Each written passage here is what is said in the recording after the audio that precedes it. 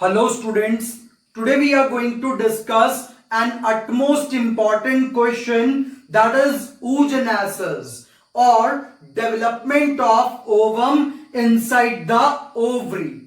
तो बहुत बहुत ज्यादा इंपॉर्टेंट क्वेश्चन है for NEET examination and also for the board examination. And this question is of 3 to 5 marks range, and in NEET also we used to get 1 to 2 questions based on this topic. And this topic is also very typical to understand. So you have to keep a lot of patience while watching this video to understand the topic. So let's start. Now we are going to study how an ovum or a female gamete is formed inside the ovary. तो एक ovary के अंदर एक female gamete कैसे develop होता है, egg कैसे develop होता है, आज हम ये स्टडी करने वाले हैं. तो जैसा कि हम जानते हैं कि जो ओवरी है it is divided into the following regions. अगर हम ओवरी की बात करें तो ओवरी के ऊपर जो आपको लेयर मिलेगी that is called germinal epithelium. So here we have a layer of squamous cells called germinal epithelium. तो ओवरी के अंदर सबसे ऊपर सिंपल क्यूबॉइडल या सिंपल स्क्वैमस लेयर है which is known as germinal epithelium, and after that we have again one layer called tunica albuginea. तो दो layers हैं जो ओवरी की कवरिंग्स बना रही हैं. One layer germinal epithelium and second layer tunica albuginea. And after that this portion which we have shown over here is called as cortex, and this central part is called as medulla. तो आपको ovary के अंदर दो regions दिखाई देंगे. One is called cortex and the second is called medulla. तो ये जो सेंट्रल पोर्शन है this is called as medulla, और इस पोर्शन के अंदर दो चीजें एग्जिस्ट करती हैं, एक तो ब्लड वेसल और दूसरा नर्व्स. तो नर्वस कंट्रोल के लिए यहां पर नर्व्स आ रही हैं और यहां पर आर्टरी और वेन दोनों आपको दिखाई देंगी. With this red colour I have shown the artery and with this blue colour I have shown the vein. तो artery, vein and nerves are entering in the central portion called medulla. Now what is happening in the cortex zone, we have to study that. तो अब आपको एक बात समझनी है कि ये जो oogenesis का प्रोसेस है ये तभी स्टार्ट हो जाता है जब कोई गर्ल अपनी मदर की बॉडी के अंदर फिटस स्टेज में होती है. तो oogenesis कब स्टार्ट होता है? It is an important question of NEET, and this process begins at foetus stage. तो जब कोई लड़की अपनी मदर के वॉम्ब के अंदर होती है तभी ये प्रोसेस स्टार्ट हो जाता है. और अगर हम बात करें तो ये जो जर्मिनल इपिथेलियम है इसके कुछ सेल्स लार्ज इन साइज होते हैं और उन सेल्स को हम कहते हैं प्राइमोर्डियल जर्म सेल्स. तो जर्मिनल इपिथेलियम लेयर के कुछ सेल्स थोड़े से बड़े होते हैं. पूरी जर्मिनल इपिथेलियम की बात नहीं कर रहा हूं, केवल कुछ सेल्स की बात कर रहा हूं. तो मान के चलते हैं ये वो सेल्स हैं जो लार्ज इन साइज हैं. तो जर्मिनल इपिथेलियम लेयर के जो सेल्स बड़े होते हैं उन सेल्स को कहा जाता है प्राइमोर्डियल जर्म सेल, और ये सेल माइटोसिस करके बहुत सारे नए सेल्स को बनाते जाएंगे, और इन सभी सेल्स को कहा जाएगा उगोनियम। तो क्या हुआ, जब कोई लड़की अपनी मदर के वॉम्ब में थी और 1 महीने की थी, ध्यान से सुनना बात को, जब कोई लड़की अपनी मदर के वॉम्ब में होती है और 1 महीने की होती है, तो 1 महीने की लड़की जो अभी पैदा नहीं हुई है, उसकी ओवरी के अंदर ये जो है काम स्टार्ट हो जाएगा, और फर्स्ट मंथ के एंड में 1700 उगोनियम बनेंगे। तो फर्स्ट मंथ के एंड में वी विल ऑब्जर्व 1700 उगोनियम, और ये उगोनियम लगातार मल्टीप्लाई करते रहेंगे, और सेकेंड मंथ की एंड पे दे विल बी 6 लाख, और अगर हम बात करें 5th मंथ के एंड पर, so they will be around 7 million, यानी कि 70 लाख तक इसका नंबर पहुंच जाएगा, और अब इसका नंबर इसके बाद नहीं बढ़ेगा। तो 5th मंथ की जो फिटस लड़की होती है, यानी कि जब लड़की अपनी मदर की वॉम्ब में 5 महीने की होगी, तो 5वें महीने के एंड पर 7 मिलियन 70 लाख उगोनियम बनके तैयार हो चुके होंगे। तो 5th मंथ की एंड पे we will observe 7 million oogonium, और उसके बाद बर्थ पे ये रिड्यूस होकर के घट के केवल 2 मिलियन रह जाएंगे, यानी कि 50 लाख की डेथ हो जाएगी, और उसको इवेंट को कहा जाता है फॉलिक्यूलर एट्रेशिया। तो हमने क्या देखा कि पहले महीने में 1700 थे, दूसरे महीने में 6 लाख हुए, ऐसे मल्टीप्लाई करते करते 5th मंथ पे आकर के 7 मिलियन हो गए, और बर्थ के टाइम पे यानी कि 9th मंथ में ये घट के 2 मिलियन रह गए। तो बर्थ के टाइम पे we will observe 2 million oogonium in the ovary of a child. तो जब कोई लड़की पैदा हो जाती है, तो पैदा होते ही उसकी ओवरी में 2 मिलियन उगोनियम हमें दिखाई देंगे, और एट प्यूबर्टी जब वो लड़की 13 इयर्स की एज में आ जाएगी, तो ये और घट जाएंगे, and they will remain 60 to 80,000. So 60 to 80,000 oogonium will be observed in the ovary at puberty. So at puberty we will observe 60 to 80,000 oogonium inside the ovary. तो आपने क्या देखा कि जब लड़की पैदा नहीं हुई थी तभी ये प्रोसेस स्टार्ट हो गया था। पहले महीने में 1700, दूसरे महीने में 6 लाख, 5th मंथ में 7 मिलियन तक हुए।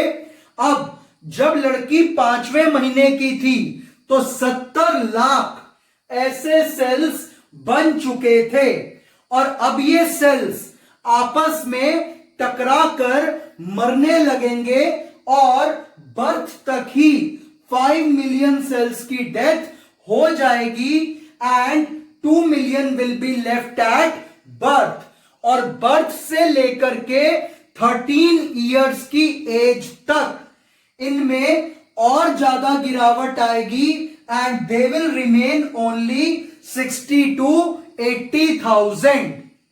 तो प्यूबर्टी तक केवल 60 to 80,000 ही उगोनिया रह जाते हैं, बाकी सबकी डेथ हो जाती है और इनकी डेथ को कहा जाता है एक्ट्रेशिया। और अब देखिए क्या होगा, ये जो उगोनियम थे ये बर्थ के बाद क्या होगा, ये एंटर करेंगे in the meiosis first and they will be stored in a structure called egg nest. तो सबसे पहले क्या होता है, ये जर्म सेल माइटोसिस करके उगोनियम बनाते हैं और उगोनियम लगातार मल्टीप्लाई होते रहते हैं और 5th मंथ के बाद ये आपस में टकरा करके मरने लगते हैं और इनकी सबकी प्लॉइडी क्या है, diploid and they will enter inside meiosis first. और इसकी प्रोफेज फर्स्ट की डिप्लोटीन स्टेज में ये अरेस्ट हो जाएगा। तो हमने क्या देखा कि जब लड़की 5वें महीने की थी तो उसमें 7 मिलियन बने और 7 मिलियन में से आपस में टकराने शुरू हुए और टकराते टकराते बर्थ तक वो 2 मिलियन रह गए और प्यूबर्टी पे वो 60 to 80,000 ही रह जाएंगे। तो जब बर्थ होता है उससे पहले ही ये जो उगोनियम है they will enter inside a stage called prophase first end of meiosis first and it will get arrest in it. और इसके इस मल्टीप्लिकेशन को कहा जाता है मल्टीप्लिकेशन फेज। तो oogenesis का जो फर्स्ट फेज होता है that is called multiplication phase in which उगोनिया multiplies by mitosis and after multiplication get complete they will enter into meiosis first and it will get arrest in prophase first diplotin stage and this point is important for the NEET examination कि कौन सी stage में arrest हो जाता है उगोनिया meiosis की। तो prophase first of and it's diplotene stage, in that stage it will get arrest. तो होप आपको मल्टीप्लिकेशन फेज समझ में आ गया होगा। तो oogenesis का फर्स्ट फेज है मल्टीप्लिकेशन फेज जिसमें जर्मिनल इपिथीलियम के प्राइमोर्डियल जर्म सेल ने माइटोसिस करके उगोनियम बनाया और उगोनियम लगातार मल्टीप्लाई होते चले गए और इनके मल्टीप्लिकेशन को कहेंगे मल्टीप्लिकेशन फेज। और मल्टीप्लिकेशन कंप्लीट होते ही ये मियोसिस फर्स्ट में एंटर कर जाएगा और एक स्ट्रक्चर में यहां पर स्टोर हो जाएगा और इस स्ट्रक्चर को कहेंगे एग नेस्ट। और अब प्यूबर्टी आ चुकी है, लड़की जो है वो एंटर कर चुकी है 13 इयर्स की एज में। तो प्यूबर्टी आते ही इस एग नेस्ट में से एक सेल जो कि डिप्लॉयड है वो बाहर निकलेगा और इस डिप्लॉयड सेल को चारों तरफ से छोटे छोटे सेल्स जिनका नाम है ग्रेन्युलोसा सेल्स वो घेर लेंगे और ये आ गए granulosa cells and here we have the structure called primary oocyte, और ये स्ट्रक्चर पूरा क्या कहलाएगा? Primary follicle. और ये काम कब होगा? आफ्टर प्यूबर्टी, एंड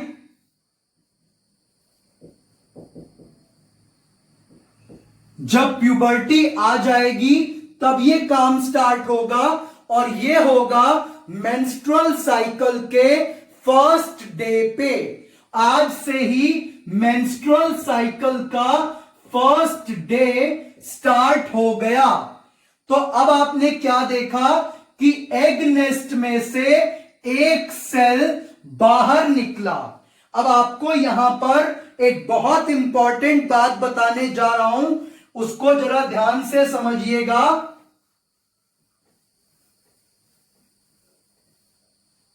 जब किसी सेल को इस सेल से एग बनना है तो इस सेल को कहा जाएगा oocyte।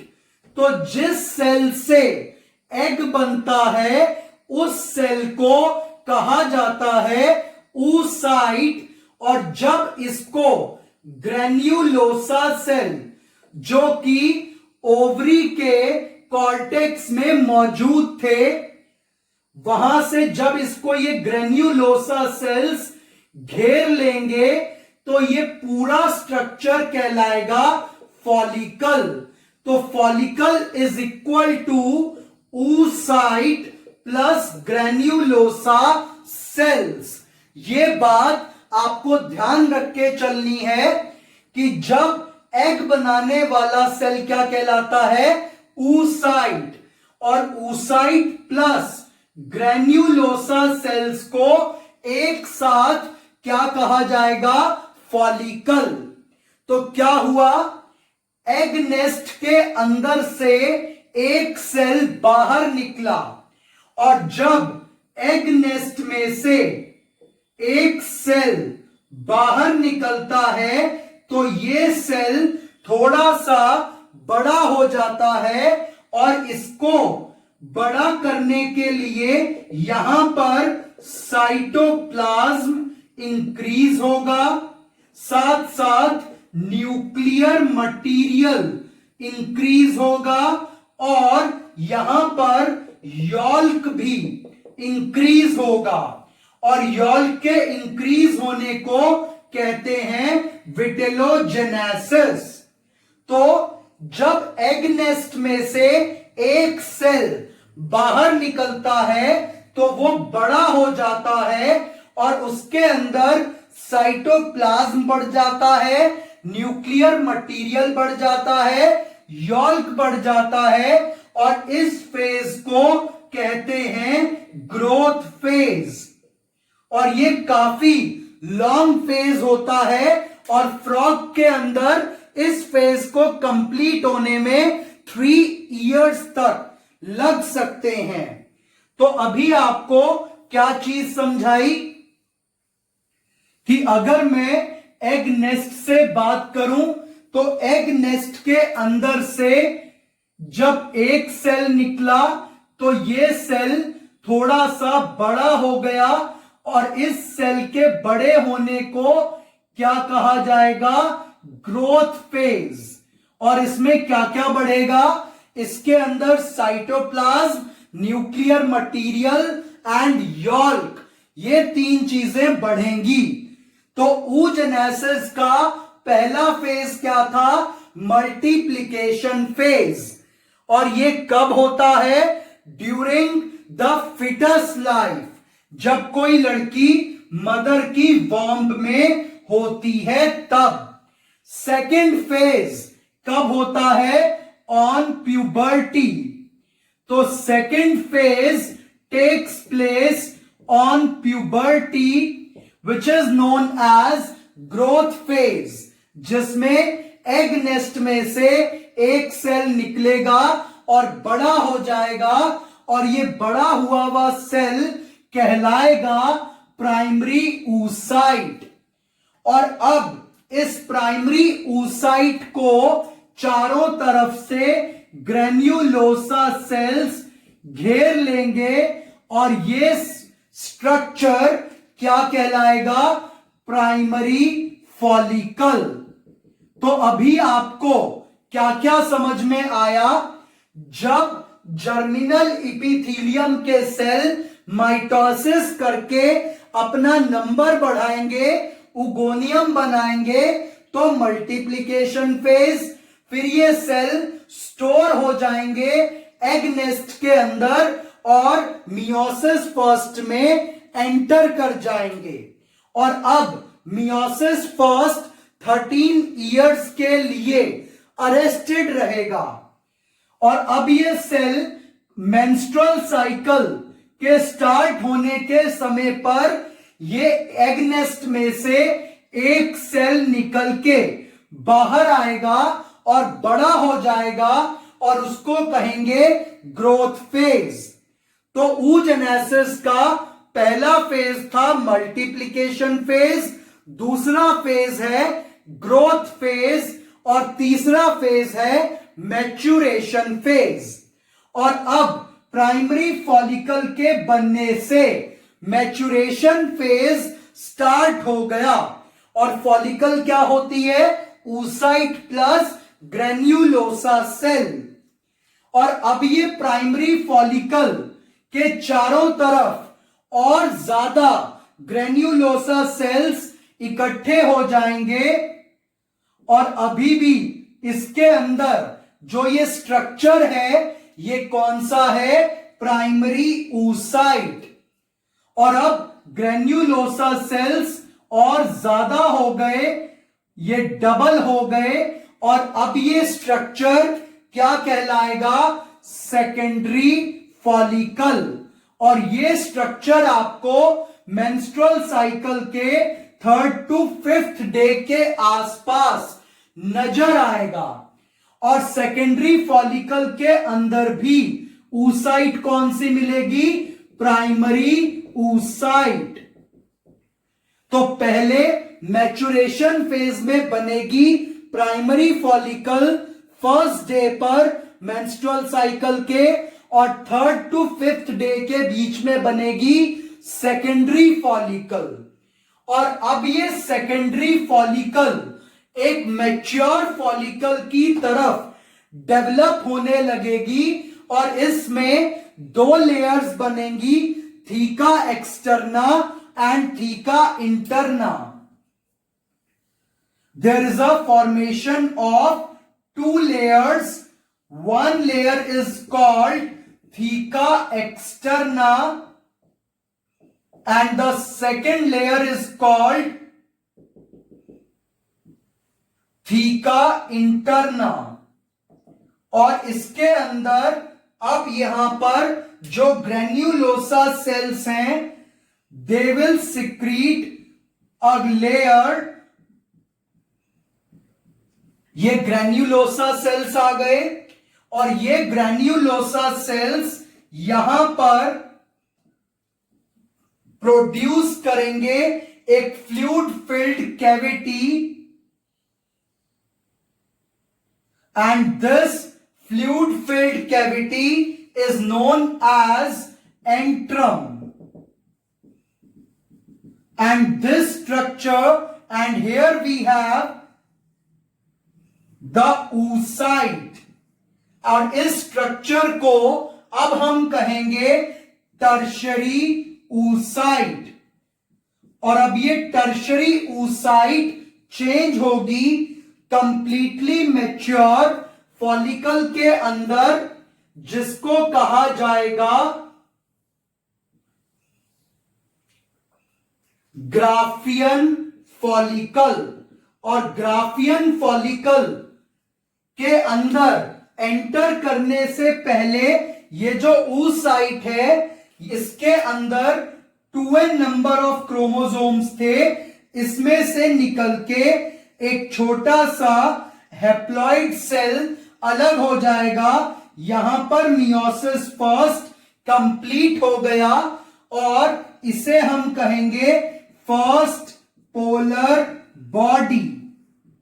और अब हमारे पास इस ग्राफियन फॉलिकल के अंदर मौजूद है। ये फ्लूइड फिल्ड कैविटी आ गई, antrum, and here we have the secondary oocyte.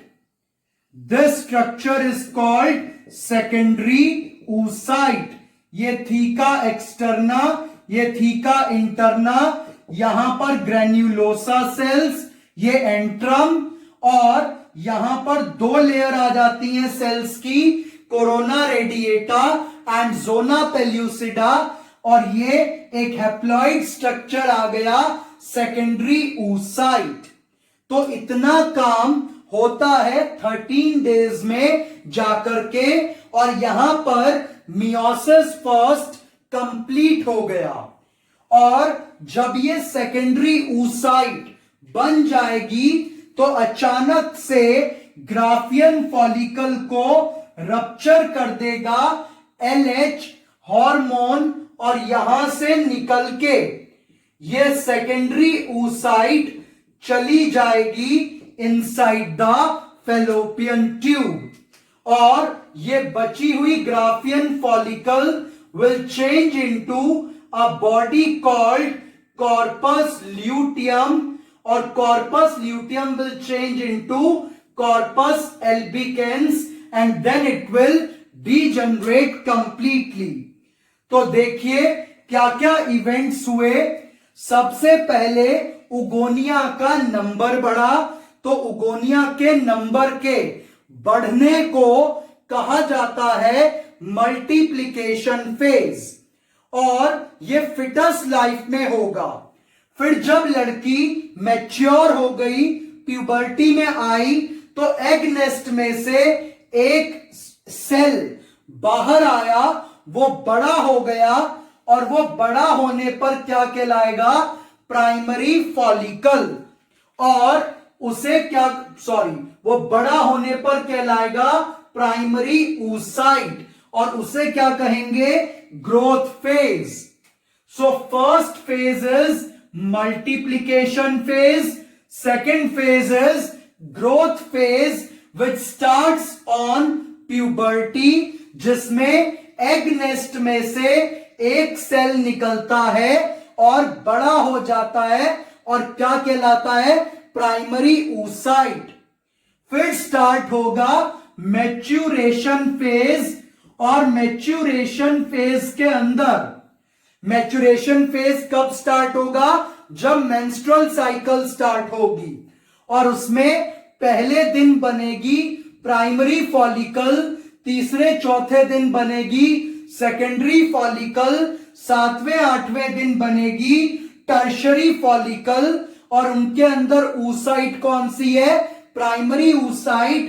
फिर प्राइमरी oocyte क्या कंप्लीट कर देगी, मियोसिस फर्स्ट, और दो सेल बनेंगे, एक सेकेंडरी oocyte और दूसरा फर्स्ट पोलर बॉडी, और ये सेकेंडरी oocyte जिस स्ट्रक्चर में पाई जाएगी उसे कहेंगे मैच्योर ग्राफियन फॉलिकल, और इसमें भी theca externa, theca interna, granulosa cell, basement membrane, fluid filled cavity called antrum, then there are two layers of cells, zona pellucida and corona radiata, which are covering the secondary oocyte. फिर menstrual cycle के 13th day पर LH hormone इसे Graafian follicle को rupture कर देगा, और इसमें से सेकेंडरी oocyte निकल जाएगी और चली जाएगी फैलोपियन ट्यूब के अंदर, और ये बची हुई ग्राफियन फॉलिकल चेंज होगी कॉर्पस ल्यूटियम और कॉर्पस एल्बिकेंस में। तो ये काम चलता है मैच्यूरेशन फेज में। अब इसके आगे का पोर्शन मैं आपको आपकी बुक में दिए हुए सर्कल वाले डायग्राम से समझा रहा हूं, लेकिन एक बार इसको समराइज कर लेते हैं। तो oogenesis की प्रोसेस स्टार्ट कब हुई, when the girl was in her mother. तो जब कोई लड़की अपनी मदर की वॉम्ब में होती है तब oogenesis स्टार्ट होता है इन द फिटल लाइफ। जब लड़की 1 महीने की थी तो 1700 उगोनियम बने। जब लड़की 2 महीने की थी तो 6 लाख बने। जब 5 महीने की थी तो 7 मिलियन बने। फिर वो फॉलिकल्स आपस में टकराती रहेंगी और खत्म होती रहेंगी। तो क्या था, पहले 5 महीनों में फॉलिकल, या फिर हम कह सकते हैं पहले 5 महीनों में उगोनियम का नंबर बढ़ता चला गया। तो पहले 5 महीनों में उगोनियम का नंबर बढ़ेगा। तो first phase is known as multiplication phase. तो पहले 5 महीने में उगोनियम बढ़े तो मल्टीप्लिकेशन फेज, फिर वो स्टोर हो गए और मियोसिस फर्स्ट में एंटर कर गए। और किस स्ट्रक्चर में स्टोर होंगे? एग नेस्ट में। तो ओवरी के अंदर क्या होता है? Egg nest. फिर लड़की जब प्यूबर्टी में आएगी, 13 साल की उम्र में आएगी, तो एग नेस्ट में से एक सेल निकलेगा और वो ग्रो कर जाएगा और उसको क्या कहेंगे? Growth phase. फिर जब वो सेल बड़ा हो जाएगा तो उसको कहेंगे प्राइमरी oocyte। और ये प्राइमरी oocyte बनती है on first day of menstrual cycle. और अब स्टार्ट हो जाएगा third phase called maturation phase. और मैच्यूरेशन फेज में ग्रेन्युलोसा सेल्स घेर लेंगे और इसे बना देंगे प्राइमरी फॉलिकल, फिर सेकेंडरी, फिर टर्शरी, फिर ग्राफियन।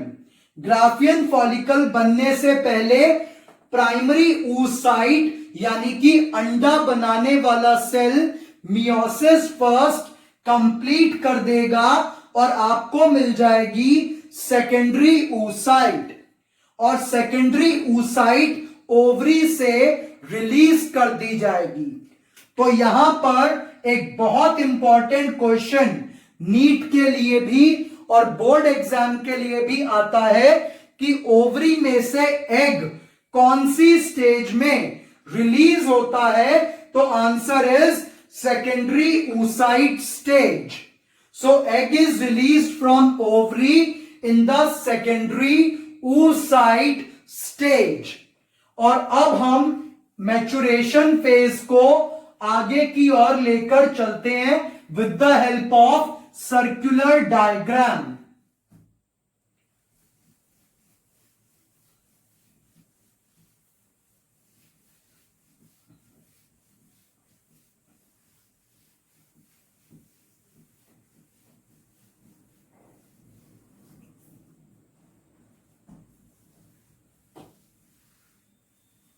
तो अगर हम देखें तो हमारे पास ये आ गया उगोनियम।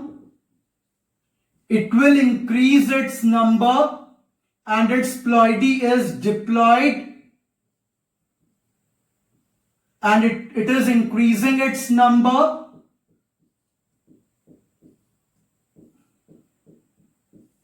and this phase is occurring with the help of cell division called mitosis. Oogonium क्या कहलाता है? Egg mother cell.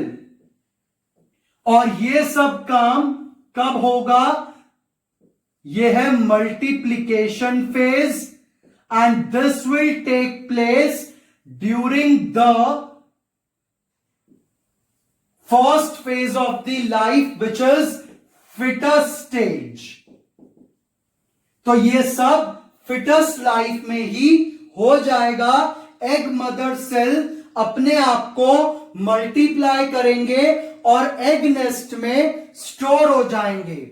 फिर मैंने आपको बताया था कि इसमें से एक सेल बड़ा हो जाएगा and this cell will be known as primary oocyte।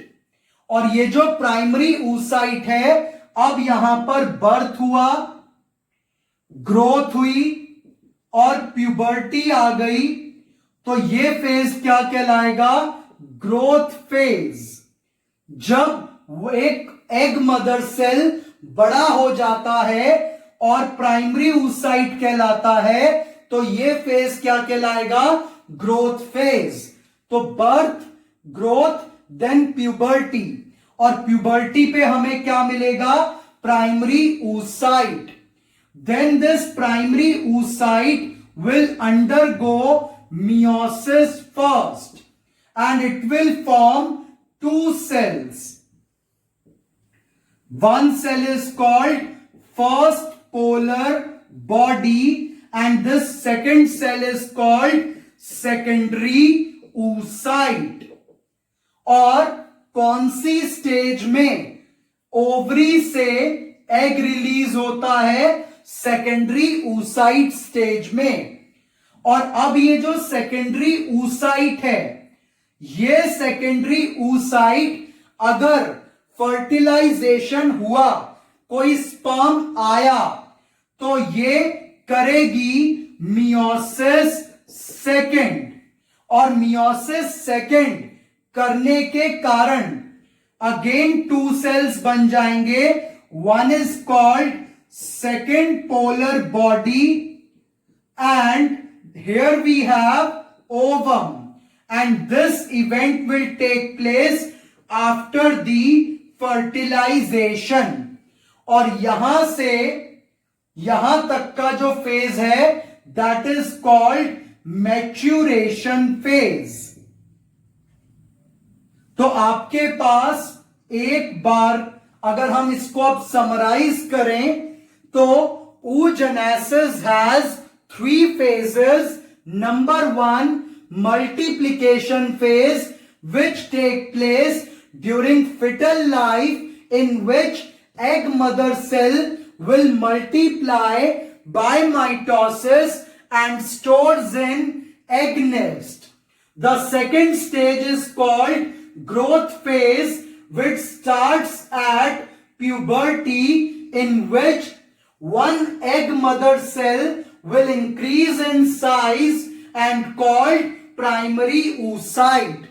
Now primary oocyte, which has got arrested in meiosis first, prophase first, diplotin stage, will undergo meiosis first complete and it will form secondary oocyte and first polar body।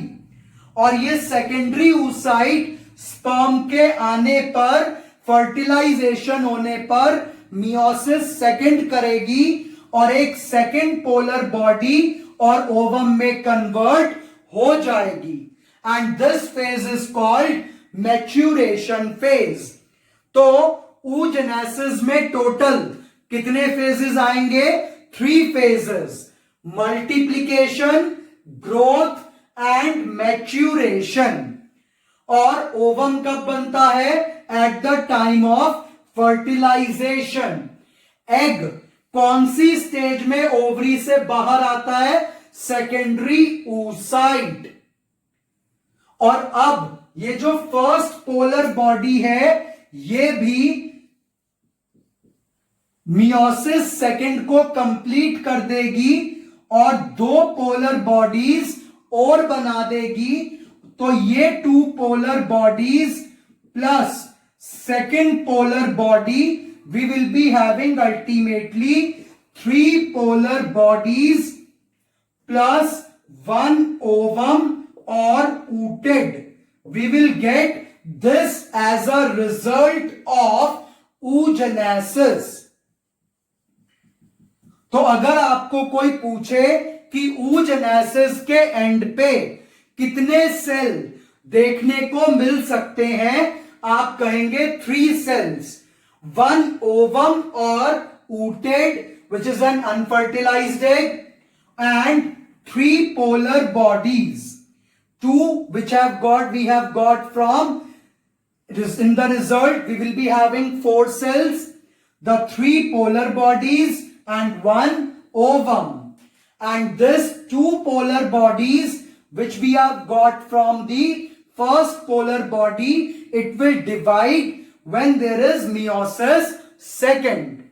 तो अगर आपको result पूछा जाए तो 3 polar bodies plus 1 ovum, और ये question भी NEET के लिए काफी इंपॉर्टेंट है. तो अगर अब हम एक बार लास्ट टाइम इसको रिवाइज करें तो सबसे पहले मल्टीप्लीकेशन फेज जिसमें उगोनिया मल्टीप्लाई करेंगे.